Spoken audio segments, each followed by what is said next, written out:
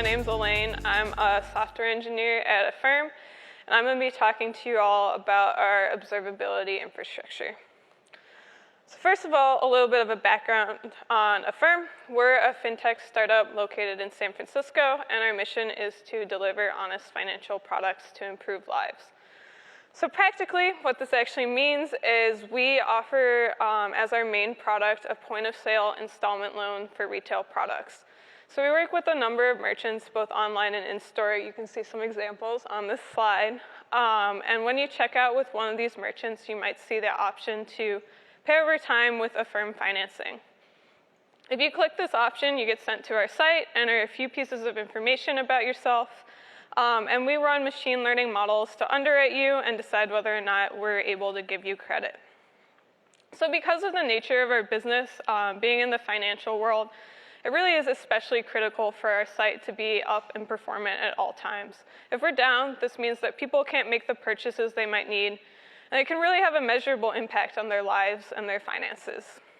In addition, on the back end of our systems, we have a lot of jobs that just move money around from various places, from users to merchants to banks.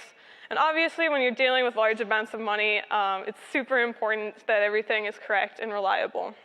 So we really have a pretty complex system with high reliability and performance requirements, but we're also still a startup. We have grown a lot in the past few years, but we currently have 600 employees. Coincidentally, there are around 600 people registered for this conference. So look around you, that's the number of people that are currently powering Affirm. So this means that we don't have the same resources as some of the larger companies you're hearing from today, both in terms of employees and in terms of money. We also are very much a product-focused company. Our infrastructure team spends a lot of time trying to support new, exciting, wild product features, and we don't really have the same resources to develop complex systems like some of the other ones you've heard about today, like Zookeeper or Delos. So we really try to use as many open source and existing technologies as possible in creative ways to come up with infrastructure solutions. So to start out today, I'm going to bring you back to July 2015, 4 years ago, and this is when Affirm had its first ever postmortem. So what happened in this incident, our system for asynchronous task processing basically completely stopped processing tasks on Friday evening at 11 p.m., a really horrible time for this to happen. And these asynchronous tasks we process include, most notably, our task for underwriting users, which meant that when that task isn't running, no one can check out with us. We had 16 hours of downtime in this incident. We didn't even notice it until merchants started escalating to us, saying, "You're not working, we're going to take you off our site," because we're getting complaints from users. And this was because we had absolutely no monitoring, no alerts, no on-call rotation, no effective way to resolve this issue. So that was 4 years ago. Since then, we've come really far. This chart shows our loan volume growth over the past 5 years. And currently, our daily volume is around 50 times what it was in July 2015. So with this volume growth, we have a lot more stakeholders in our business, both the users who depend on us for our purchases, as well as the merchants we work with. As we've grown, we've started working with a lot more merchants in the enterprise space who really prioritize system stability as well as performance. So we really have increasing requirements for performance and reliability, and the backbone of how we handle that is our metrics infrastructure. So when we were building out this infrastructure, we really had three main goals. The first one is observability, making sure we had really good metrics coverage of all parts of our systems. Second one, reliability, making sure our pipeline is up as much as possible, as well as making sure that we aren't dropping metrics throughout the pipeline. And finally, usability, making sure all engineers at Affirm are comfortable creating their own metrics, dashboards, and alerts. So there are a lot of possibilities for ways to monitor your platform. I'm sure a lot of bigger companies have their own in-house solutions. A lot of smaller companies use third-party tools. But we've actually come up with a pretty cost-effective solution using entirely open source software. So the way our metrics pipeline works is we send out metrics from a couple different places. First, we collect system metrics using something called Diamond, which we run on all our machines, and it collects stats like memory, CPU, disk I/O, networking information. So we send that out, and we also send out metrics from our platform Python code. All of these metrics are aggregated in a technology called Riemann, which just groups all these metrics together. It does a little bit of transformation and sends it off to one or more metrics backends. For our time series database, we currently use Elasticsearch, and then we have dashboards using Grafana and alerts using Cabot. So we've grown and iterated on this pipeline over the past few years, but we are now in a pretty stable state. It's been scaling pretty well from us, and we've grown to having billions of metrics flowing through this pipeline every day. So in terms of how we think this pipeline actually meets the goals I talked about earlier, for observability, we get a really good insight into how our hardware is working just from these diamond stats around system statistics. And then for our platform metrics, we first built a lot of framework level metrics that we collect. So for example, like every time a user hits an endpoint, we collect metrics around latency as well as status code for what happened. We have automated metrics for every time we hit a cache, whether it's a cache hit or a miss, as well as how long it took to get the data back. And metrics around every RPC call we make, every asynchronous task we process for success and latency. So these framework level metrics already give us pretty good coverage of a lot of our system. But in addition to that, we also have a logging utility for engineers to create their own metrics. And this can be really powerful because it allows engineers to track the things that are most important for their products and for the business goals they're trying to meet. So this combination of user-defined and framework metrics gives us a really good coverage of our system. We also have a very strong culture around monitoring at Affirm. Every time someone starts a new tech project, we write a spec, and one of the most important sections we cover is what dashboards and what alerts are you going to make to monitor this product. In terms of reliability, we have high availability deployment for all of these systems I talked about. Since we're all on AWS, that means that we have machines in multiple availability zones for all of these systems. Which means we're robust to potential data center failures that might happen. We also send metrics over TCP in this system. That's something that's supported by Riemann. So this means, as opposed to UDP, we aren't dropping any metrics in the pipeline. To make sure that everything's working properly, we have a number of built-in checks to show that the pipeline is working. So the first one is in Cabot. We have a check for the number of metrics we're actually seeing at any given time. So we know that if we start dropping a ton of metrics or the pipeline breaks down, this check will go off.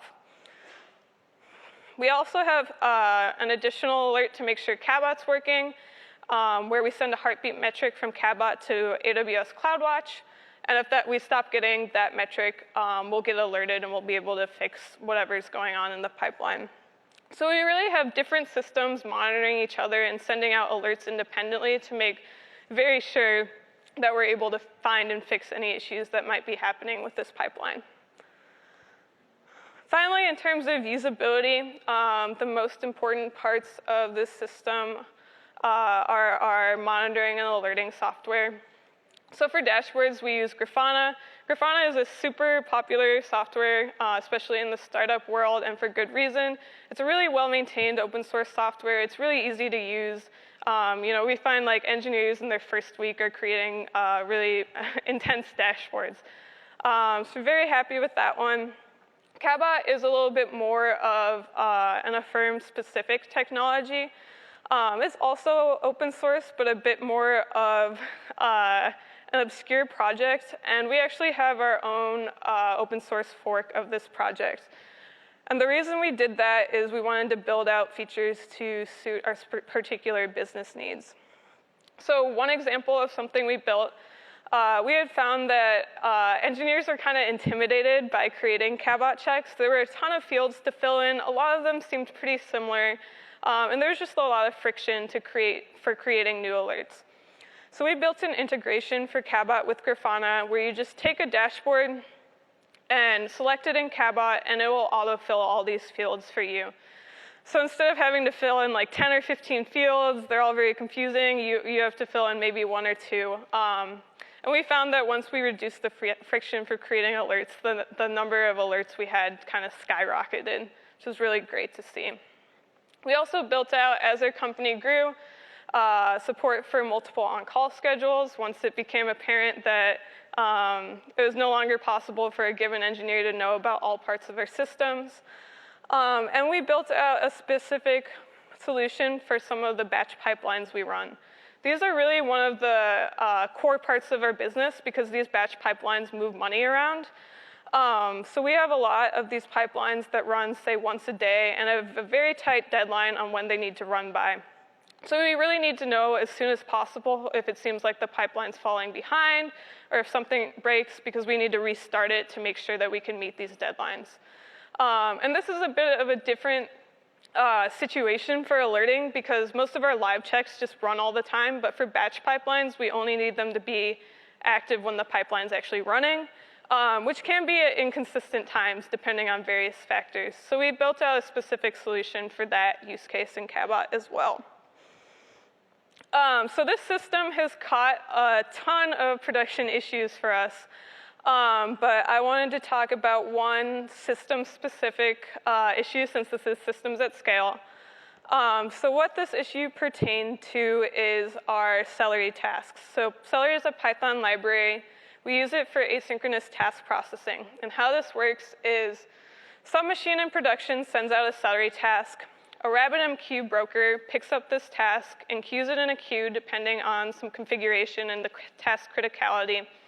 And then Celery worker machines pick up this task and actually run it. So we emit this metric for every Celery task that we call start delay. And this metric shows the time between when the task is first emitted and when it actually starts running in production. So for some of our more critical tasks, especially our underwriting tasks, we want to make sure that this metric is as close to 0 as possible. Otherwise, we're having unnecessary latency delays in our core flows. So a couple months ago, we noticed that every day in the higher percentiles for the start delay metric, we were seeing a very regular, huge increase from 8 a.m. to 8 p.m. And you can see the graph for that up here. So our first thought was that maybe our system was a little bit overloaded. Maybe we didn't have enough capacity. So we looked in the system stats for all our Celery workers. We checked our Celery task dashboards to make sure we didn't have any huge increase in tasks or task timing. But everything really checked out on the Celery worker side. We should have been well over provisioned for the traffic we were seeing. So then we started looking into other parts of our system, specifically the RabbitMQ broker. And we did a deep dive on all the system stats we collect for it. And we noticed that this disk queue length stat was showing the same exact pattern as the start delay metric. So disk queue length here is the number of requests that are waiting to do some sort of I/O on the disk. So seeing that these graphs pretty much exactly mirrored each other, we suspected that there was some issue with the disk on the machine.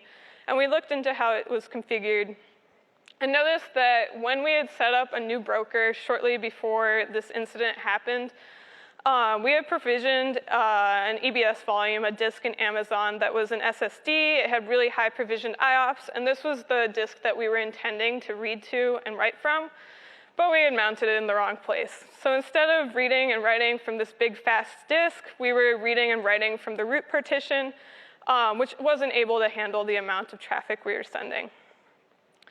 So this was a really interesting issue. It was really easy to solve. Once we figured out what was going on, we just remounted the disk. But this was, I thought this was really cool to show the progression from, 4 years ago, we would have no clue this was happening. And now we have the tools to debug something that isn't really causing errors, just minor latency increases. And we can debug it and fix it very effectively. So that's the base of our metric system, but we're always looking into new ways to improve our observability. And one of the ones we focused on last year was SQL instrumentation. So the reason we decided to focus on this specifically related to a project we worked on in the middle of the year last year that we called Tech Burndown.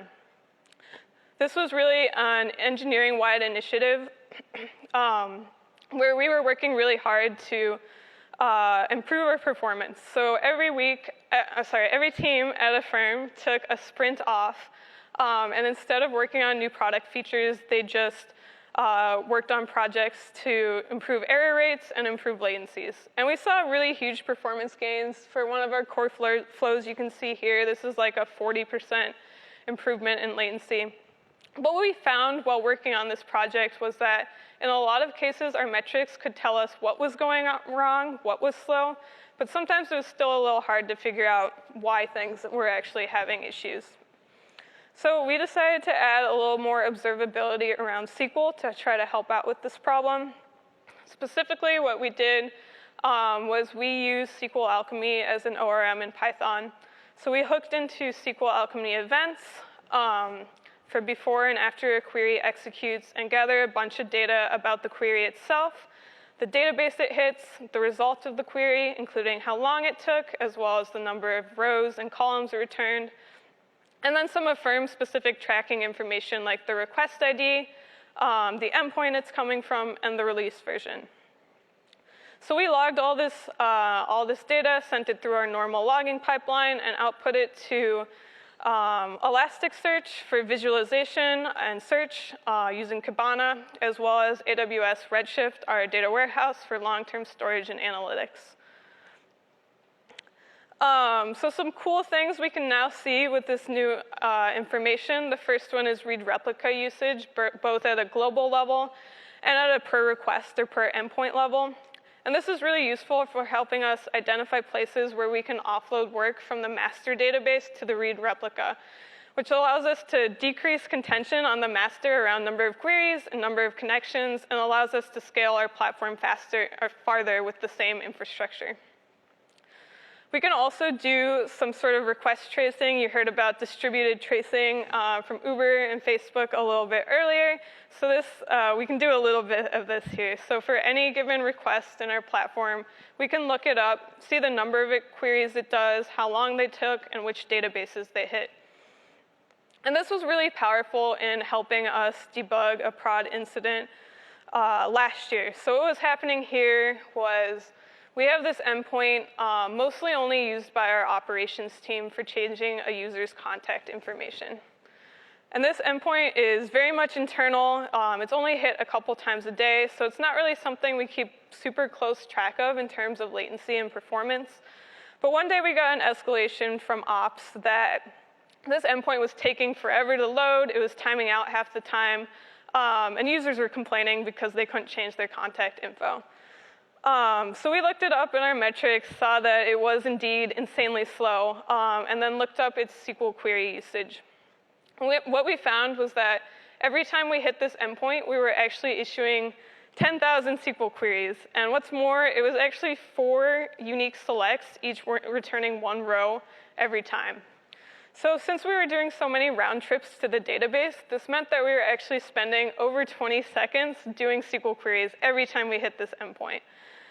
So knowing that that was the issue, we were able to batch up our selects, gather more data at once, join more data in SQL, and make sure that we were only projecting the exact data we needed for the output.